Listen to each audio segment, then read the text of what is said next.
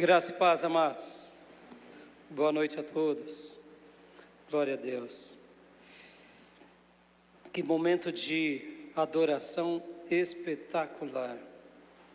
Deus seja louvado.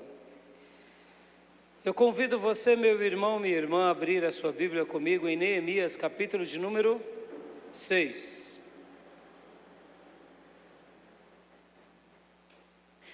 Livro de Neemias, capítulo de número 6, eu quero ler aqui 2 versículos, para que a gente medite nessa noite. Glória a Deus. Neemias, capítulo de número 6, versículos de número 15 e versículo de número 16. Essa é uma porção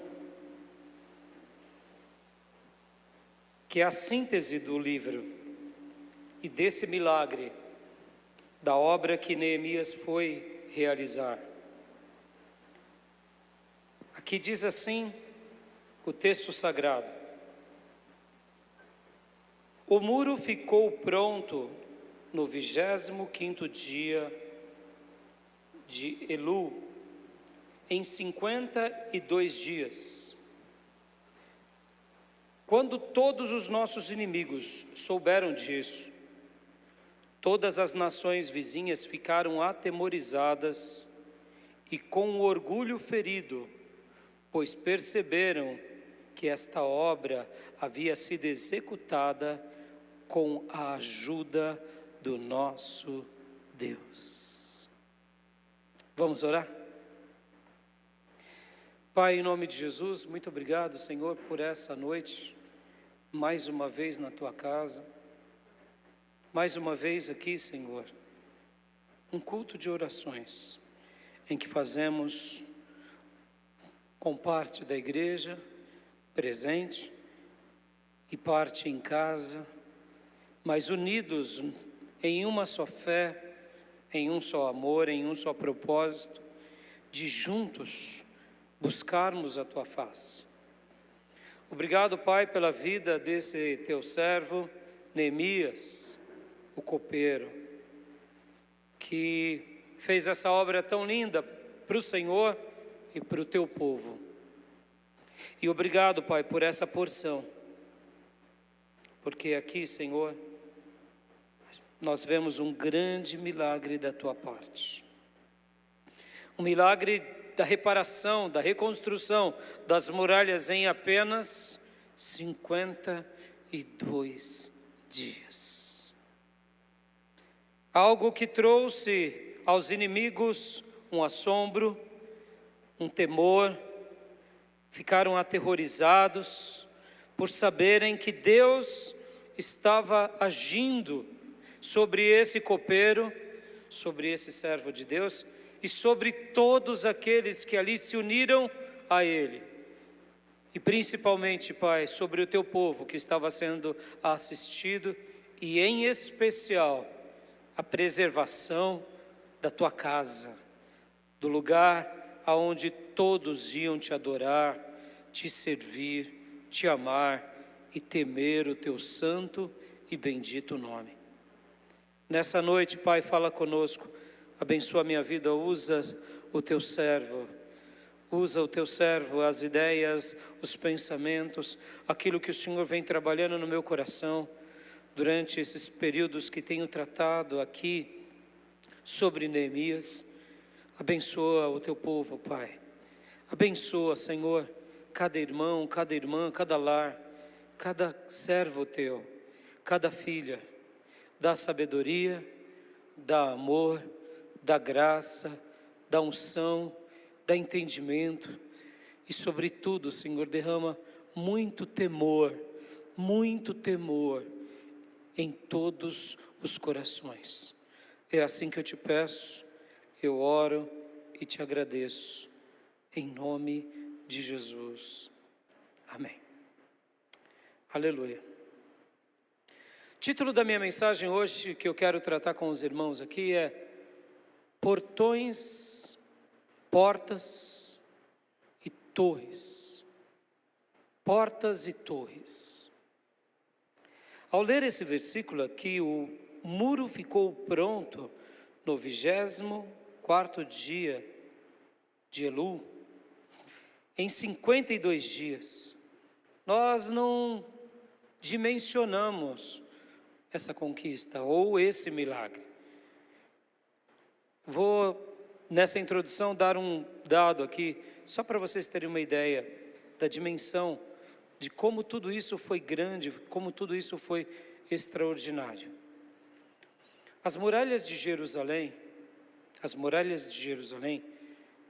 elas não foram o próprio povo de Deus que construíram. Por volta de 3000 a.C., os jebuseus, um povo que ali habitava, construíram as muralhas em Jerusalém. Quando o povo de Deus retorna e conquista Canaã, eles conquistam parte de Jerusalém, mas as grandes conquistas dessa região foi feita por Davi. E quando Davi conquista Jerusalém, ele amplia e ele melhora, inclusive, as muralhas. Só para vocês terem uma ideia, amados, o tamanho dessas muralhas, elas eram aproximadamente 4 quilômetros. Jerusalém tinha sido construído em cima de 2 grandes montes, que é o Monte Sião e Moriá. Então as muralhas estavam nesse lugar. Eram 4 quilômetros que davam a volta à cidade.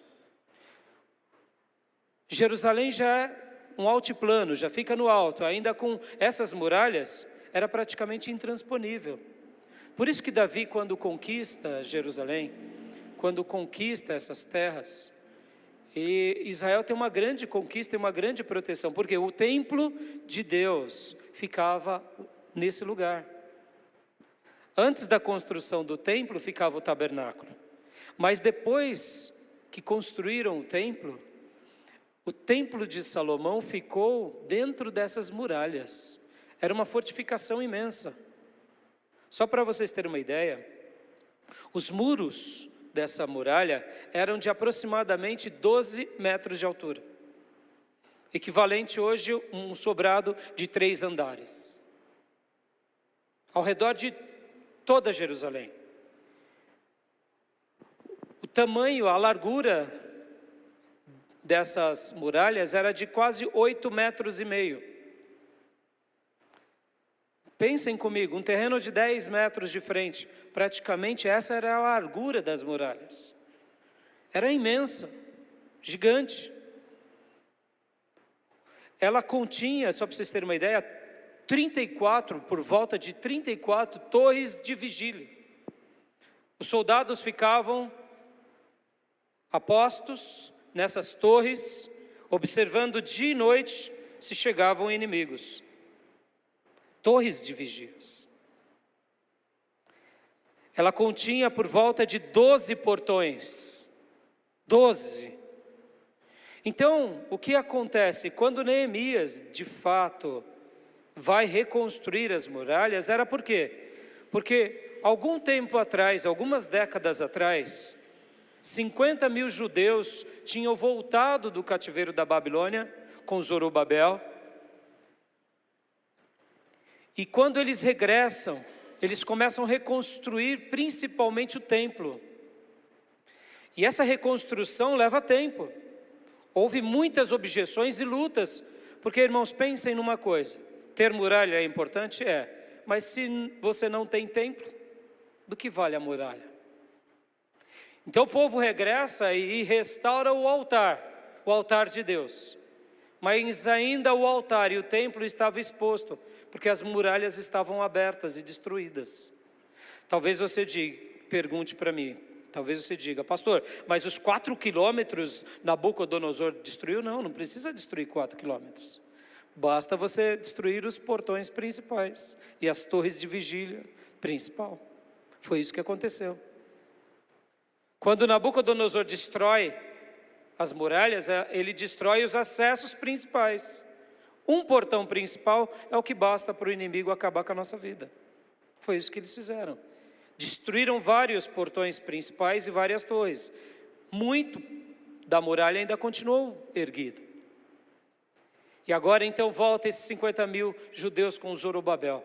E eles começam a reconstrução do templo. Eles começam a fazer aquilo que Deus espera de nós, que é buscar a Deus em primeiro lugar. Talvez você diga: pastor, foi facinho construir o templo. Não foi? Eu digo: não, pelo contrário. Eles ficaram lutando para reconstruir o templo, de uma dimensão bem menor inclusive, e passaram 20 anos para concluir o templo, porque mesmo que muitos estavam inclinados em voltar a adorar a Deus, mesmo dentro do povo de Deus tinha muita objeção, muita luta. E por essa razão você vai ler ali os profetas Ageu e Zacarias desafiando o povo a reconstruir o templo, porque Zorobabel teve uma iniciativa linda. Depois foi Esdras, num segundo censo para Jerusalém, mas mesmo assim eles tinham muita luta, muita dificuldade, como tudo que fazemos para Deus, amados. Mas graças a Deus, Deus levanta sumos sacerdotes fiéis, Deus levanta esse escriba fiel que é Esdras, Deus levanta os profetas Ageu e o profeta Zacarias para desafiar o povo. E aqui então, por volta do ano 516 a.C., o templo foi terminado e houve uma grande inauguração. Passam-se algumas décadas, ainda as muralhas estão abertas, ou seja, sobre esses homens piedosos havia um terror e um temor. Qual era o temor e o terror? Qualquer instante algum inimigo entra em alguma dessas portas e nos destrói de novo.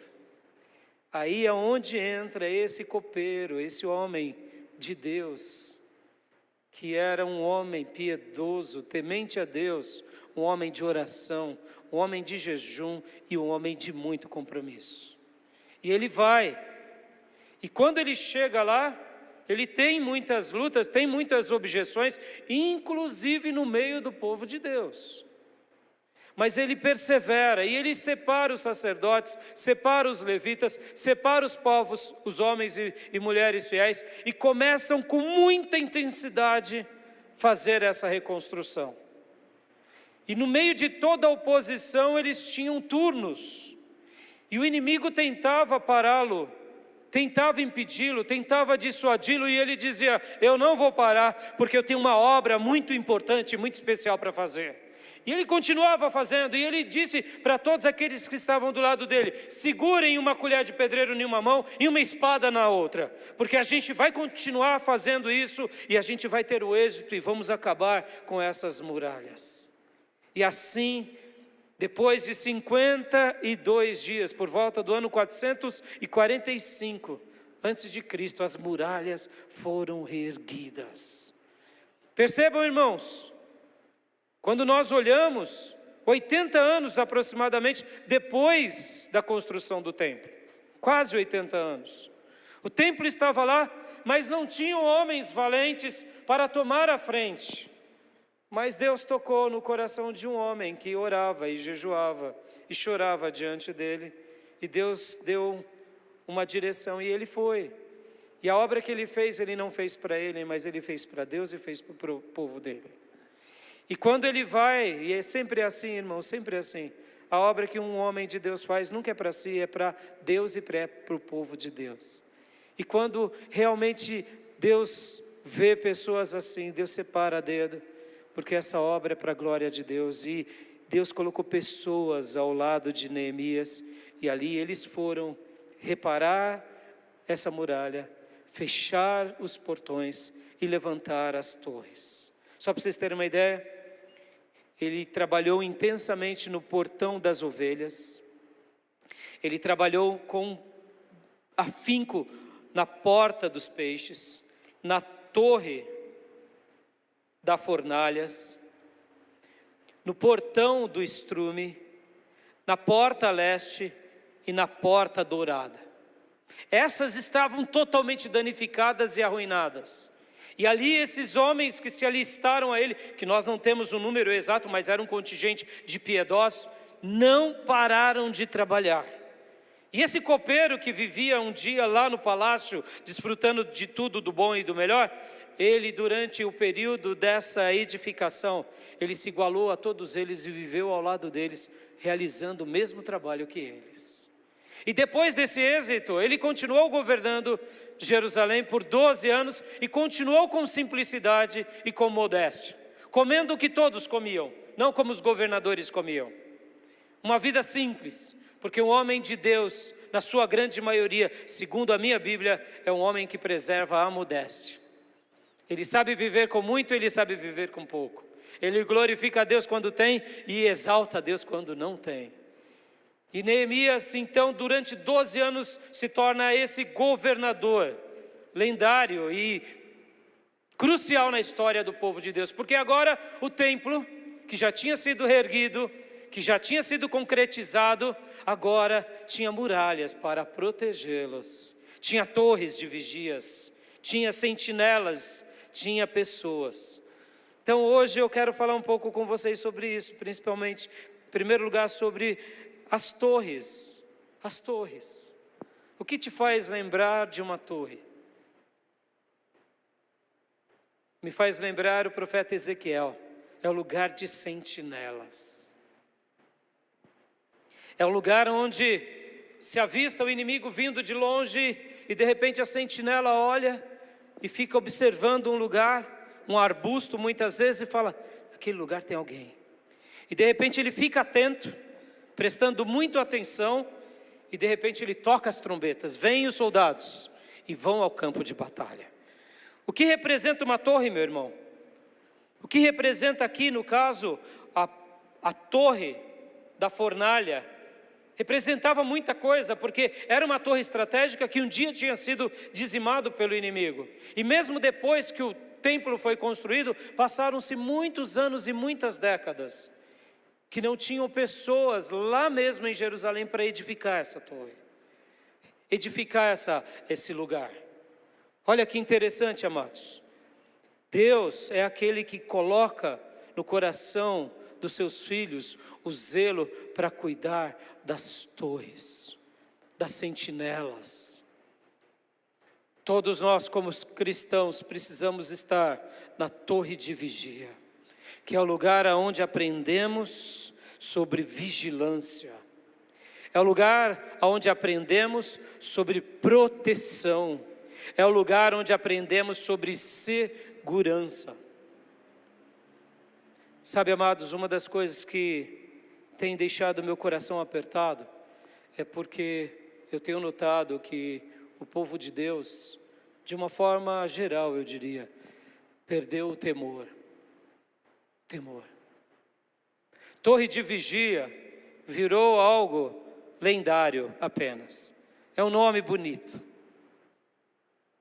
Torre de vigia é um lugar turístico. Mas para Deus, torre de vigia é um lugar onde ficam as sentinelas. É onde os nossos sentidos estão aguçados. E palavras como de Jesus, vigiai e orai, para que não entreis em tentação, são palavras reais para nós, para a nossa casa, e para a nossa igreja e para o nosso país. Torres de vigílias remetem a essa ideia de proteger a cidade, remete à ideia de proclamar a verdade, de anunciar o que é correto, sem ter medo de falar da parte de Deus. Segundo lugar, os portões. Os portões também remetem à ideia de um lugar de vigilância, de um lugar de proteção, de um lugar de segurança, mas também de um lugar de acesso, de um lugar de entrada e de saída, de um lugar de comércio, de um lugar de prosperidade. Assim como havia soldados nas torres, havia soldado também nos portões. Pode ver que todo palácio, até hoje na Inglaterra, ficam os soldados. Todo palácio, todo lugar nobre, todo lugar importante, sempre tem os guardas. Não era diferente no templo e não era diferente nesses portões. E podem ver que eram várias portas que Neemias trabalhou juntamente com o povo. A porta das ovelhas, a porta dos peixes, a porta do estrume, a porta leste e a porta dourada. Portas estratégicas que davam acesso. E ele precisava reparar todas, porque reparar a maioria e faltar uma ainda era uma brecha. Mas os portões nos faz lembrar a isso, a acesso, a negócios, a comércio, a prosperidade. Lembram que Jesus disse: eu sou a porta, vocês são a ovelha. Vocês entrarão e sairão e acharão pastagem. Nós estávamos sexta-feira no nosso culto dos irmãos do mercado, e o pastor Estevão falou uma coisa. Eu já estudei muito sobre esse assunto e nunca tinha aprendido sobre isso, como de fato não sei de muita coisa.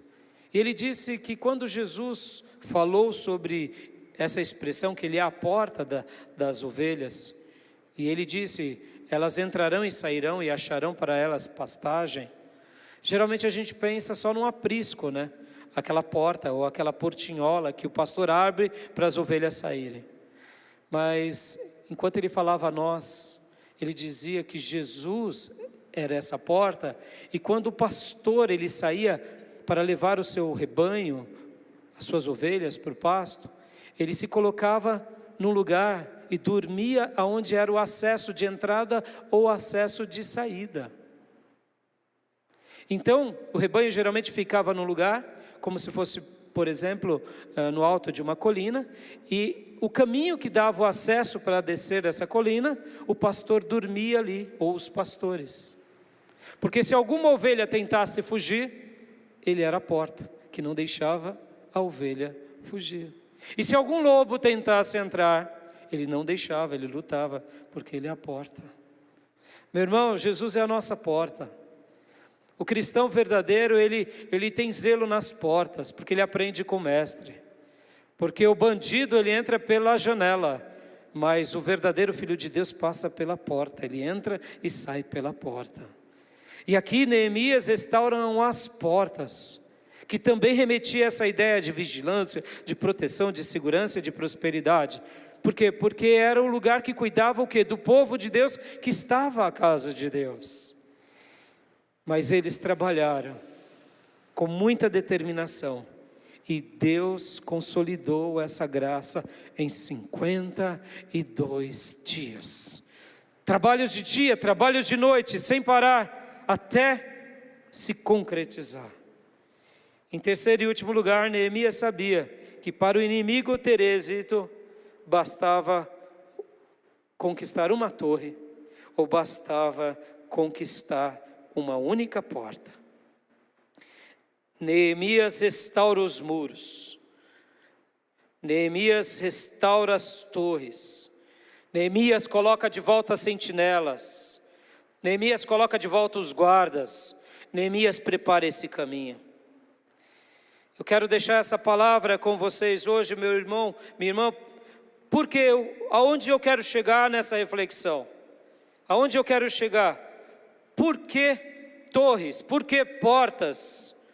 Porque quando a gente zela por tudo isso, nós estamos blindando e protegendo aquilo que é de mais precioso, que é a glória de Deus e o povo de Deus. Em outras palavras, Neemias, ao fazer essa obra, ele preservou da casa de Deus e do povo de Deus, para que o povo de Deus continuasse temendo a Deus, continuasse tremendo diante de Deus e adorando Deus. O ato de construir as muralhas era um ato de preservação, era um ato de cuidado, sim, mas era um ato, sobretudo, de temor. Olha só que interessante, como eu disse, possivelmente Neemias não conheceu Zorobabel, nem o sumo sacerdote Josué. Quem sabe Neemias teve poucos contatos e experiências com Esdras, porque Esdras já tinha ido um tempo antes dele. Mas para Neemias o que importava não eram simplesmente as histórias dos seus antepassados daqueles dias, era o legado que ele carregava. Qual era o legado? era o legado de Abraão, era o legado de Moisés, era o legado de Davi, era o legado da casa de Deus, da glória de Deus. Era o legado do povo sagrado que era luz para as nações. E Neemias sabia que enquanto as muralhas não fossem reconstruídas, o povo de Deus ainda estava vendido, estava sendo vulnerável. Então Neemias, nesse ato, nessa atitude, nesse gesto, estava fazendo o seguinte: ele estava perpetuando o temor do povo de Deus e do Deus de Israel em toda a terra, como Deus vivo, como Deus único, como Deus que precisamos amá-lo. Então, meus irmãos, eu gostaria de deixar essa reflexão aqui, porque saiba de uma coisa: tudo que é precioso o diabo vai tentar roubar da tua vida, tudo que é precioso. E para destruir tudo que é importante, basta um único dia, basta uma única porta, basta uma única torre ser conquistada pelo inimigo. Para a gente reconstruir, Neemias precisou de 52 dias de muito afinco, de muito trabalho, debaixo de muita oração e de muito jejum. Mas não foram apenas 52 dias, foi uma obra que começou há quase 80 anos atrás, no regresso de muitos judeus, que trabalharam reerguendo o templo. Muitos profetas foram usados para animar o povo de Deus, para despertar o povo de Deus. Ou seja, a obra de Deus é uma obra contínua, que nós fazemos um pedaço, Deus levanta outro para fazer um pedaço, e assim o nome de Deus vai sendo glorificado, e o temor de Deus vai sendo perpetuado nos nossos corações, porque nós trabalhamos em conjunto com o povo de Deus. Aqui demonstra o quanto é importante zelarmos por tudo que Deus faz. Para construir, Deus usou um homem cheio do Espírito Santo, um homem de oração, um homem de jejuns, um homem de muito trabalho, que amava a obra de Deus e que por ela se sacrificou totalmente. Eu deixo essa palavra ao seu coração, meu amado, para que o temor do Senhor te invada em gênero, número e grau. Assim como Neemias amava a Deus e amava o povo de Deus, Neemias também temia ao Senhor, temia de todo o coração, e por esse Deus que reinava sobre tudo e que governava sobre tudo, ele se colocava à disposição. E o desejo do meu coração, meu irmão, é que o temor do Senhor se mantenha na sua vida. Porque quando Neemias consolida essa obra, a obra não foi para a glória dele, a obra foi para a glória de Deus. O que Neemias desejava era que o temor, ele pudesse se manter sobre o coração de cada judeu, que o temor continuasse a existir sobre essa geração e sobre as outras gerações. Quando a gente realmente faz a obra de Deus, a gente sai de cena, porque a gente quer que as pessoas aprendam a temer a Deus de todo o coração. Portões, torres, nos elevam a vivermos em vigilância, em proteção, em segurança e em prosperidade, mas sobretudo em temor. E sabe por que tem faltado tanta sabedoria ao povo de Deus? Porque tem faltado, de fato, o verdadeiro temor. Porque, como disse o sábio Salomão, que o temor do Senhor é o princípio da sabedoria. Quando tememos a Deus de todo o coração, trememos diante dEle e o adoramos, Deus concede-nos, juntamente com o temor, uma dose extra de sabedoria. E talvez você diga: pastor, como eu faço para temer a Deus? Pastor, como eu faço para ver o temor de Deus na minha casa? Não temos muita coisa a não ser inclinar o nosso coração diante de Deus, sabendo que Ele é o justo, reto e soberano juiz da terra, e orarmos por aqueles que estão ao nosso redor. Deixa eu te ensinar uma coisa aqui para a gente orar. Você não gera temor nas pessoas, nem eu gero temor. Quem dá temor é Deus às pessoas. Eu posso me humilhar diante dEle, crer nele, e por essa razão eu o temo. Eu ensino a palavra, eu prego a palavra, mas eu não gero isso nas pessoas.